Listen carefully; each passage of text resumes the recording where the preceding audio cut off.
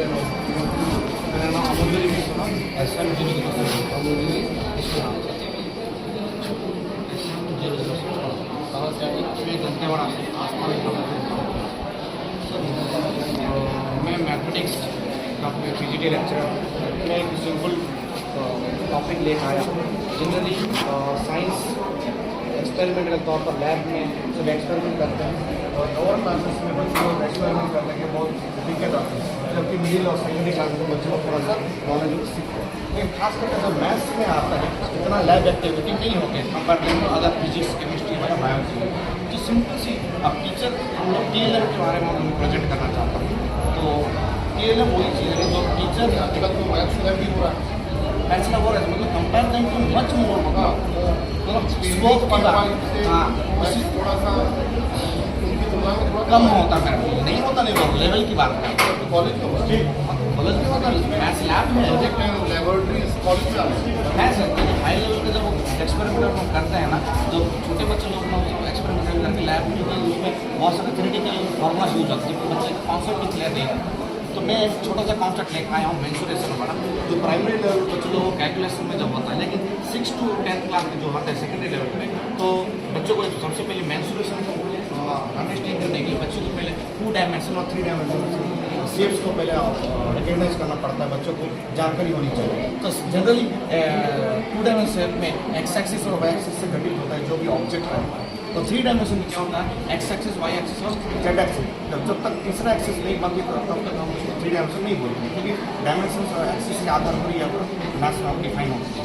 तो 2 डायमेंशन में हम लोग जनरली हम लोग डिफरेंट ऑब्जेक्ट्स देखते हैं, जैसे कि हम लोग जियो बोर्ड को मैं इस्तेमाल किया हूँ। जैसे जनरली सिंपल से हम लोग क्लासरूम में एक्सपेरिमेंट लैब में ना जाके क्लासरूम में ही एक टीचर अपने सहायक कैसे शिक्षण सामग्री जो करती है ना, टीचिंग लर्निंग मटेरियल, कैसे बच्चों को बना के क्लासरूम में ही बच्चों को एक्सपेरिमेंट तौर पर बच्चों को सिखा सकते हैं। सिंपल से हम लोग मैं रबर में लिया हूँ, जियो बोर्ड का है, जियो बोर्ड से हम लोग बना दिया। मैंने यहाँ पर 2 डायमेंशन शेप में ये स्क्वायर हो गया, स्क्वायर को थोड़ा सा हमने एक्सटेंशन कर दिया ताकि ये हो गया आपका रेक्टेंगल होगा। इसी को मैंने स्केल से नाप लिया, या फिर हम लोग मैं मेजरमेंट किया हूँ 30 सेंटीमीटर का, 15 सेंटीमीटर, 20 सेंटीमीटर अलग से मैं किया हूँ। इसको मैं मेजरमेंट करूँगा कितना आया, एक्स एक्सिस पे हो जाएगा और वाई एक्सिस में हो जाएगा।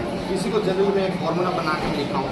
इसमें और चार्ट में मैं दिखाया हूँ कि 2 डायमेंशन शेप में, 3 डायमेंशन शेप में जो ऑब्जेक्ट्स रहती है उसका क्या क्या हम लोग बना सकते हैं। मैं 2 डायमेंशन में बनाया हूँ सब अलग अलग ऑब्जेक्ट। सबसे पहले आता है 2 साइड से 2 एंगल बनते हैं, एंगल बनने के बाद अलग अलग 3 डायमेंशन 3 साइड से आता है ट्राइंगल, 4 साइड से आता है कोऑर्डिनेटर, उसमें डिफरेंट पार्ट से पैरेललोग्राम है, पैरेललोग्राम अलग से ये लिखा है, घुमाएंगे तो ट्रेपेजियम होएगा। यहीं पर मैं ये लिख रहा हूँ, ये बोले तो एरिया है, ये बोले तो पेरीमीटर है, तो इसका फॉर्मूला के हिसाब से मैं लिखा हूँ। हर अलग अलग ऑब्जेक्ट को ऐसे घुमाने से प्रैक्टिकली हम लोग बच्चों को दिखा सकते हैं क्या क्या है।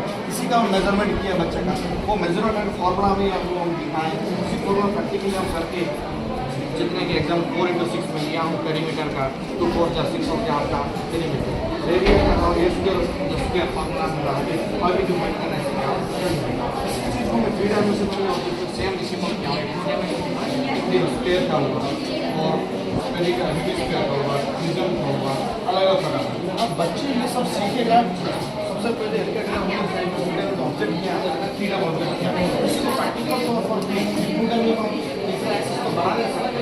तीसरा एक्सिस जब बनता है यही स्क्वायर बना जाता है, यही रेक्टेंगल क्या होता है, क्यूबॉइड होता है। तो तीसरा एक्सिस कैसे बनती है, जब तक ये है 2 डायमेंशन, जब तक तीसरा एक्सिस के लिए हमको क्या चाहिए, जेड एक्सिस को बनाना पड़ता है। इसी को छोटा सा प्रैक्टिकल तौर पर करने के लिए क्लासरूम में बनाया हुआ है सब, ऐसे खींचने से अपने आप में क्या हो जाता है, यहाँ पर क्यूब हो जाता है। अब ये ये सिलेंडर को बना सकते हैं जैसे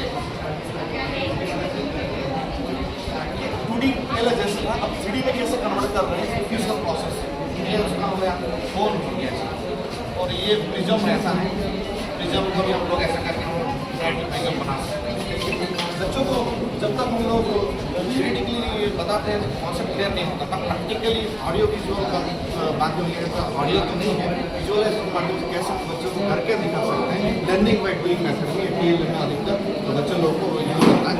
उसी चीज़ को मतलब मैंने बच्चों को 2D और 3D में कर सकें। उसके बाद क्या होती है एजुकेशन पॉलिसी जो लागू हो गई, हमारा एनईपी लागू हो गई, एनईपी हमारा लागू हुआ, एनईपी में यही बताया, एनईपी में learning innovative teaching, learning by doing और प्ले वे मेथड, ये दोनों क्लासरूम में कैसे बच्चों वहीं पर स्पॉट में बच्चों को कैसे सिखा सकता है, ये एक बेस्ट एग्जाम्पल है सर। 3D के लिए बनाएंगे, एक्सपेरिमेंट करेंगे, लैब में जाना पड़ता है।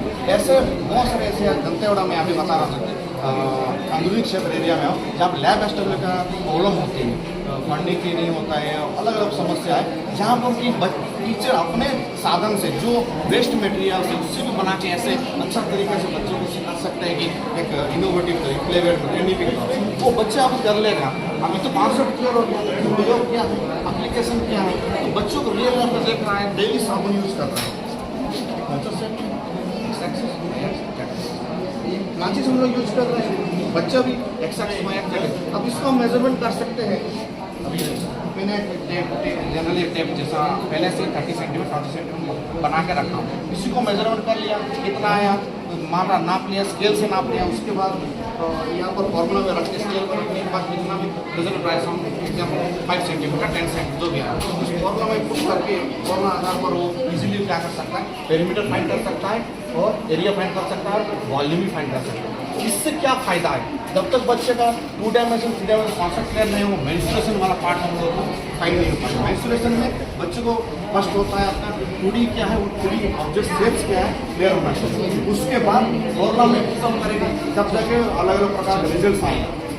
समझ गया आपका कंसेप्ट बहुत बोल दिया, कोई भी जानना चाह रहा है ये प्रदर्शनी तो आप टेक्नोलॉजी को यूज नहीं करते, टेक्नोलॉजी को यूज कर सकते करते हैं, हाँ इसको कर रहे हैं, हाँ तो आपके फंड का प्रॉब्लम है, कोई प्रॉब्लम टीचर्स के फंड टीचर्स को केवल हम लोग को, हाँ इससे भी बहुत सारे स्कूल सरकार है कि लैब एस्टेब्लिश नहीं होते, वहाँ पर जो साधन टीचर के पास अवेलेबल है उसी साधन से चाहे वेस्ट मटेरियल हो जो भी, इसको फंड की क्या जरूरत है, नहीं इसको फंड की जरूरत नहीं, मतलब लैब एस्टेब्लिश करने इससे बहुत कुछ